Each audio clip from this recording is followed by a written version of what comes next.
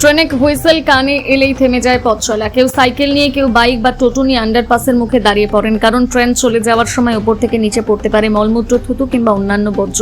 বছরের পর বছর ধরে এই দৃশ্য যেন হাওড়ার ব্যাটরা থানার অন্তর্গত চ্যাটার্জিপাড়া আন্ডারপাসের নিত্যদিনের বাস্তব। অন্যদিকে দাসনগর আন্ডারপাস প্রতিদিন হাজার হাজার পথচারী নিত্যযাত্রীর এই সমস্যার মুখোমুখি হয়। অবশেষে সেই দীর্ঘদিনের জনভোগান্তির স্থায়ী সমাধানের উদ্যোগ হয়েছে দক্ষিণ পূর্ব রেল এবং দাসনগর ট্রাফিকের পক্ষ থেকে এলাকা পরিদর্শন রয়েছে। রেল লাইনের নিচে বিশেষ সুরক্ষা শেড তৈরির পরিকল্পনা নেওয়া হয়েছে বলে জানা গিয়েছে। প্যাসেঞ্জার গাড়ি যায় তো, প্যাসেঞ্জার মালপত্রগুলো একটু পরে, তার জন্য একটু জাম হয়ে যায়। পরে যদি কোনো দাদা ময়লা পড়ে আর রাস্তায় লোকগুলো দাঁড়িয়ে পড়ে, যে যেখানে থাকে সেখানেই দাঁড়িয়ে পড়ে। এর জন্যে প্যাসেঞ্জার যাওয়ার সময় গাড়ি কিনে চলে যাওয়ার পরে আবার প্যাসেঞ্জার চলে যায়, ওইটা যদি ওপরে চাপা দেওয়ার ব্যবস্থা রেল থেকে করে দেওয়া হয়, তাহলে আশা করি জামটা মোটামুটি ক্লিয়ার হয়ে যাবে।